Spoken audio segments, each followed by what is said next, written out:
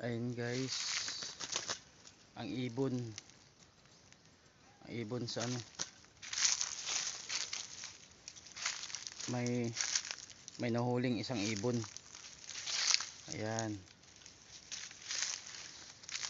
Ayan yung bagong huli yung sa taas. Ayan. Bagong huli yan guys. Ayan sa baba yung luma. Yung pain para yan para mano, para mayroong ano,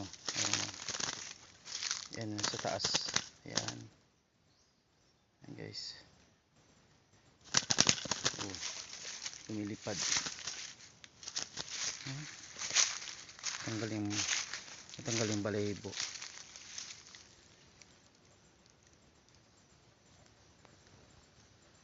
Ayan. Nahuli yung isa. Ayan guys.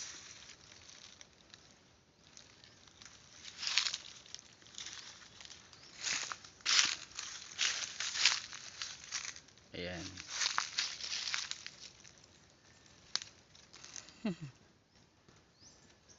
Tungto ah.